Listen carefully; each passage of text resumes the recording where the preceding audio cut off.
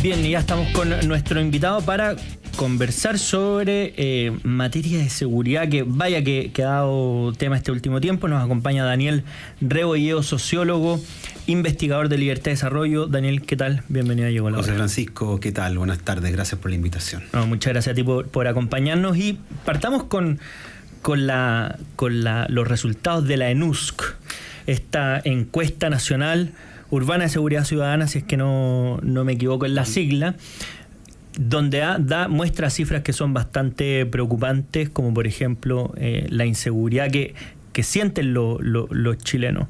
¿Qué te parece primero los resultados? Hubo también polémica en torno a su aplicación. Los tardíos resultados, básicamente. Porque esa fue una de las estadísticas que el gobierno tenía pendientes de entregar. Todavía le quedan algunas otras que tiene pendiente. Por ejemplo, el cálculo de inmigrantes o de inmigrantes ilegales en el país, que es algo una cifra pendiente de cálculo que todavía no se ha ido entregado.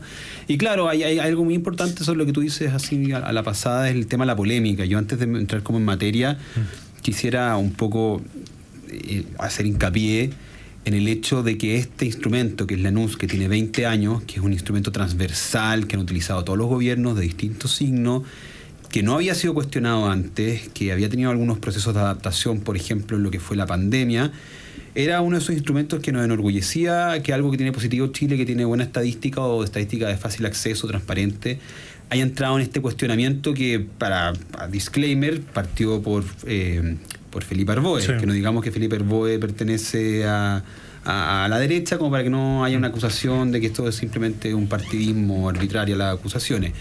Eso, por un lado, muy triste, porque se pierde un poco la objetividad que tenía, o lo lindo que tenía este instrumento, como lo que también es la CACEN. Pero bueno, entrando en materia, las personas que seguimos el tema de la seguridad, la verdad es que no podemos decir que estos resultados nos sorprenden. Básicamente lo que vienen a hacer es confirmar algo que cualquier persona, sea experta o no de sentido común, sabe que está pasando en Chile, que es que la delincuencia crece a paso agigantado, y el dato más relevante ahí es justamente la percepción de inseguridad, que alcanza un máximo histórico de 90%, que eso significa que 9 de cada 10 personas cree que la delincuencia ha aumentado en el último tiempo en el país. Y eso, hay que ser muy preciso, no es un constructo artificial, porque ciertas autoridades en distintos espacios de tiempo de este gobierno han querido instalar de que esto casi que es un invento de la prensa, que hay una exageración, y no es así. Gente del gobierno como el presidente de la República, sin ir más lejos, cuando atacó sin ir más lejos en la República, sin ir más lejos la ministra del Interior, que dijo que la delincuencia no está desatada, que eso es simplemente un tema de percepción, o han querido como bajarle un poco el tono. Claro, si uno se pone a comparar en la región, efectivamente estamos mejor que el resto, pero eso es como decir, mamá, me sacó un 3.5, pero todo mi curso sacó un 3. Claro. No tiene ningún sentido. Si finalmente los chilenos se comparan con su propia realidad, no con la realidad de la región, y en sentido estamos mal. Estamos recuperando una delincuencia que había podido disminuir gracias a la pandemia, y está como una sensación de inseguridad gigantesca que causa efectos concretos. Eso es lo que me gustaría a mí recalcar. Hay una encuesta que hizo la Ipsos a principio de año, que yo siempre la saco a colación porque me parece que es muy fuerte, que salía sobre el contexto chileno, que un 95% de la población, eso es casi el 100%, había tomado al menos una medida para reducir su riesgo a ser víctima de un delito. Que eso va de las cosas más sencillas, como poner rejas en las ventanas, a comprarse un arma. Entonces, finalmente acá hay como cambios concretos, no es como simplemente un tema de percepción, a veces se ve como si fuera algo abstracto, ¿no? Acá hay cosas concretas que están haciendo las personas para cambiar su vida, que tienen miedo, y que la gente cuando tiene miedo es menos libre. Y ahí, ¿cómo se administra, por decirlo de alguna manera, el problema de, entre comillas, la percepción? En el sentido que antes, cuando no había redes sociales, o no eran tan masivas, ahí obviamente se culpaba más a los medios de comunicación. Ahí me acuerdo una polémica que hubo entre entonces ministro Vidal con Matías del Río cuando estaba en Chilevisión, a propósito de las noticias de seguridad. Pero ahora cuando ocurre un delito, esto se graba, se sube inmediatamente a las redes sociales, y alguien que quizás no se hubiera enterado de ese delito ahora lo ve y dice, yo paso todos los días por ahí. ¿Cómo influye eso y cómo se administra ese problema? Mira, influye por supuesto que la información hoy día es más inmediata, pero también influye el hecho de que la delincuencia ha cambiado naturaleza en el país y es mucho más violenta. Claro. Por ejemplo, alguien podría argumentarme, oye, pero si los resultados de la NUC dicen que la victimización está más baja que el 2019, lo cual técnicamente es cierto, pero la NUC no mide casos como los homicidios. Y los homicidios alcanzaron su máximo histórico el año pasado, alcanzaron su máximo histórico para un primer semestre. Este primer semestre, según las cifras del mismo gobierno, estaba en una tasa de 6,7% de homicidios cada 100.000 personas, lo cual nos valió una mención especial en un artículo del The Economist, que nadie va a tildar que es una productora de fake news, como país ejemplo de cómo la violencia del crimen organizado estaba permeando y estaba creciendo en varios contextos. Mostraba 3 países, entre ellos Chile. Por supuesto, insisto, está abajo la tabla, pero hay que comparar con el mismo contexto del país de lo que era hace no mucho tiempo atrás. Ese es el tema. Yo creo que hay un tema de las redes sociales, sí, pero también hay un tema de las experiencias de las personas. ¿Sí? Cuando tú tienes una tasa de victimización que te muestra en ciertos lugares, como las regiones del norte, donde 1/3 de las personas ha sido victimizada. Claro, 1/3 de los hogares ha sido victimizado de un robo, pero eso súmale todas las personas que conocen ese tercio de hogares. Finalmente, o sea, yo podría hacer una encuesta, Manuel Sá, en cualquier lugar que voy, y a veces lo hago, de cuántos de ustedes presentes conocen, los auditores conocen a alguien, o si no son ustedes mismos, que fue víctima de un portonazo. Un caso que era algo muy, muy como raro en un momento. Yo por lo menos conozco ya mucha gente que ha sido víctima de un portonazo, o que conocen a alguien, o que me cuentan de que su vecino, de que... Entonces, finalmente, es el tema de la persona que fue victimizada, el círculo que la conoce, y es un tema que se vuelve cada vez más común y más violento, con unos métodos que no estábamos acostumbrados en los últimos años.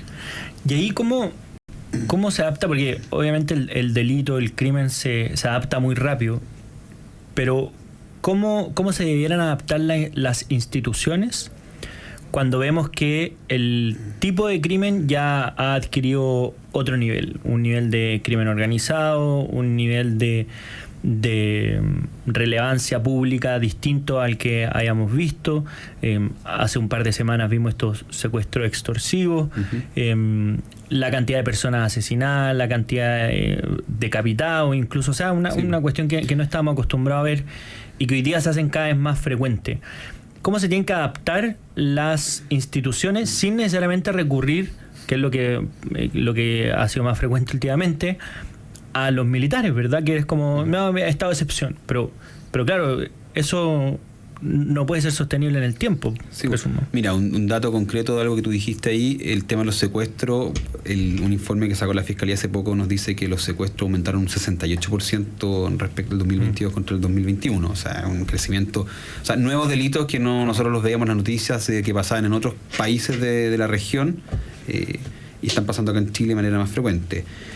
Bueno, el Estado claramente está perdiendo la carrera contra el crimen organizado, que por carecer de las burocracias y por carecer de la diversidad de diagnóstico que existía hasta hace muy poco entre sectores políticos, puede avanzar mucho más rápido. Yo creo que ahí está en el camino el más obvio, que es el legislativo, que lamentablemente demora más. Ahora está yendo un poco más rápido porque las personas que se oponían a los cambios que había que hacer están teniendo que dirigirlo.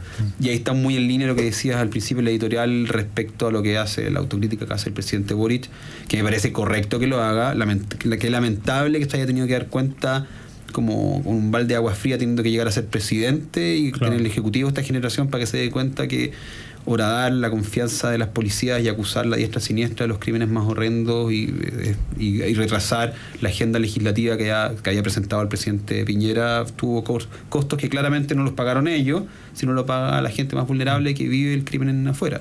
Y otras son las medidas administrativas. Yo encuentro muy positivo lo que hizo recientemente el nuevo fiscal nacional, que creó estos como grupos de respuesta rápida a los homicidios, que ahí él no tuvo que pasar por ley alguna. Él simplemente creó una medida administrativa, estos grupos especiales, que tengo entendido lo que hacen es que tratan de responder lo más rápido posible a personarse al lugar del crimen y que tienen como un equipo multidisciplinario para sacar los antecedentes y empezar a avanzar en la materia investigativa, que es una patada que hay que reforzar en el país, que no solamente el hecho de tener policías en todos lados, sino ser capaces de dilucidar quién está detrás de estos crímenes, recordando que en los casos de los homicidios los imputados desconocidos van en franco aumento, superando el 43% ya, para poder tomar medidas que la gente vea una señal de partida de que haya una señal política que está dando respaldo a las policías. O sea, que es algo que este gobierno también aprendió, tuvieron que morir asesinados 3 carabineros a principios de años para que se dieron cuenta de que no se jugaba con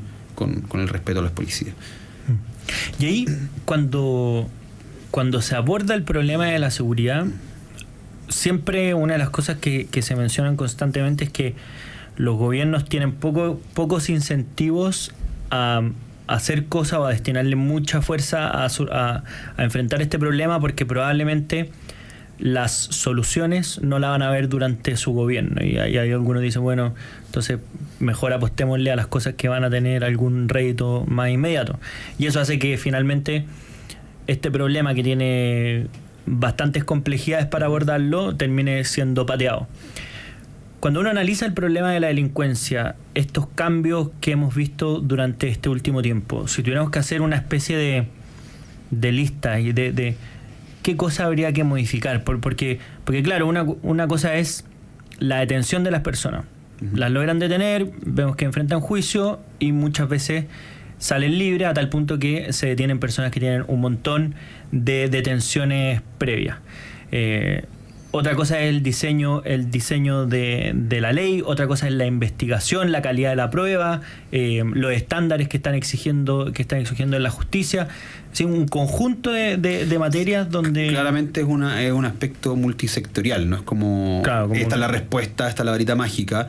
El camino legislativo yo creo que sigue siendo muy valioso, sobre todo, por ejemplo, leyes que se lograron aprobar después de mucha discusión y justamente que quienes se oponían ahora tienen que llevarlas adelante, están teniendo cambios concretos.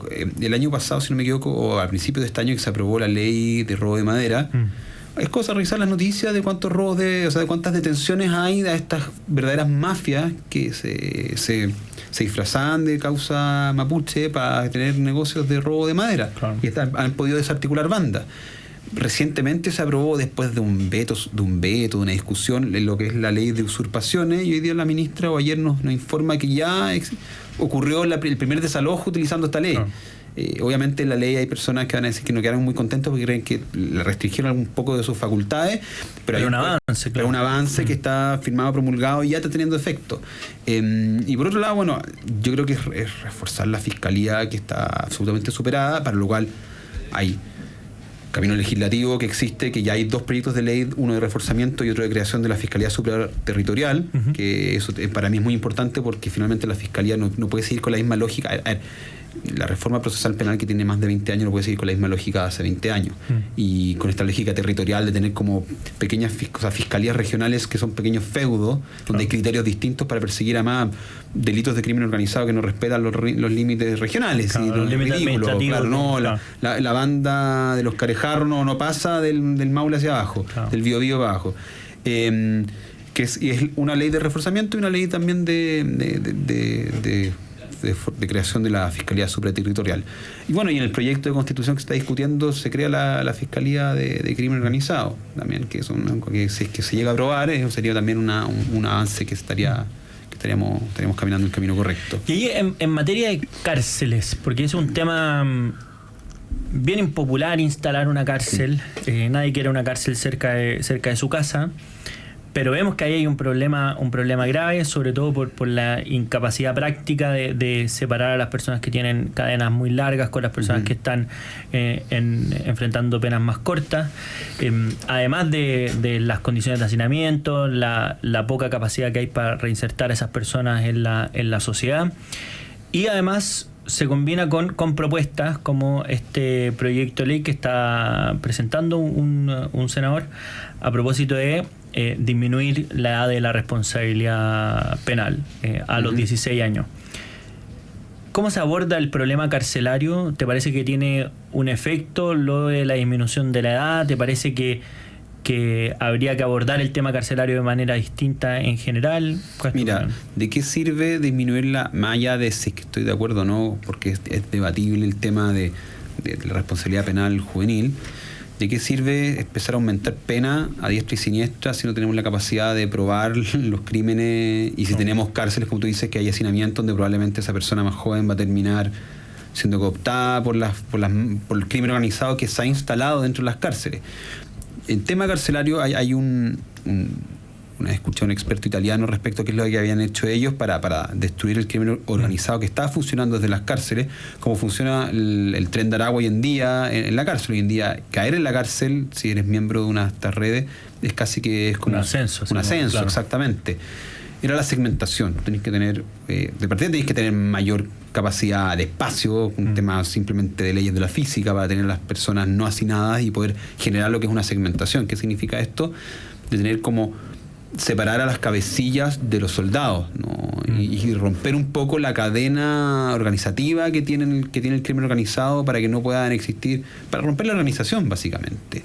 Y por supuesto tener mayor espacio para también que la cárcel cumpla una de sus funciones, que es la reinserción. O sea, está el castigo, pero dentro de la cárcel también se genera un proceso de reinserción, para lo cual existen instituciones y que ojalá se lleve a cabo, que sea adelante, que las personas que cayeron por delitos menores, en vez de que sigan su carrera criminal por ir a la universidad del delito que es la cárcel, no caigan en eso, vayan a un patio distinto y puedan volver a reinsertarse en la sociedad, y cuando cumplan su condena, que siempre las condenas al principio son cortas, las primeras que tienen, no vuelvan a más instruidos para caer en lo mismo.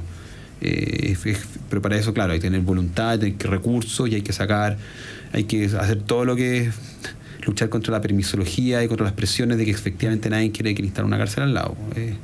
Claro. Y ahí, a propósito de un tema que suele cuestionarse en nuestro país, es la falta de inteligencia. Volvió mucho a propósito del 18 de octubre, se comentó mucho a propósito de lo que estaba pasando en la macrozona sur, pero vemos que hay lugares en ciudades importantes que están controlados por el narcotráfico y el crimen organizado. Veíamos ahora hace poco la noticia de un funeral de 5 días donde habían disparos, los carabineros no podían entrar, es decir, un lugar controlado donde el Estado ni siquiera puede entrar. Desde ese punto de vista, ¿cómo se aborda el problema de la inteligencia? Sobre todo desde el punto de vista investigativo, pero también para prevenir que estos grupos no vengan a instalarse en nuestro país. A ver, la inteligencia, de todas maneras, hay un proyecto de ley que se está discutiendo, que el gobierno trató de hacerle modificaciones que yo creo que ojalá no sigan adelante. Pero hay un proyecto de ley que ya pasó por el Senado, que ahora está en discusión, que me parece más o menos positivo. Me parece un avance lo que está logrando, que es básicamente el problema de la inteligencia que tenemos en Chile. El principal es la falta de coordinación. Hay inteligencia de distintas policías y las ramas de las Fuerzas Armadas, pero cada una cumple su función específica, pero no hay la coordinación, el compartir información no es algo que está tan reglamentado, tan enquistado como para justamente poder tener un análisis más global del fenómeno. Ahora, la inteligencia no es la base para probar un delito, es para ayudar a las autoridades a tomar ciertas acciones. No es que la información de una agencia, de la ANI, por ejemplo, que pueda a través de sus mecanismos o de las agencias de inteligencia de las Fuerzas Armadas, de Carabineros, la PDI, tengan cierta información, la puedan utilizar en un juicio. Lo que hacen son indicios para hacer otras investigaciones. Es que ese es un problema que a veces tiene, que se confunden las cosas. No, pero ahí la inteligencia, por ejemplo... Pero sirve, por ejemplo, para saber... Oye, si el tren de Aragua viene... Exactamente, para que la autoridad tome decisiones y se pueda adelantar a las cosas. Por ejemplo, si un informe de inteligencia te dice que, oye, estos son los carteles que están en Sudamérica, este se está instalando en los países vecinos y se ve que podrían instalarse en Chile, uno toma medidas para adelantarse eso. O si un informe de inteligencia te dice que hay ciertas personas que cruzaron las fronteras, que tienen estos antecedentes, que están ocupando chapas, etcétera, uno puede instruir a las policías para iniciar investigaciones al respecto.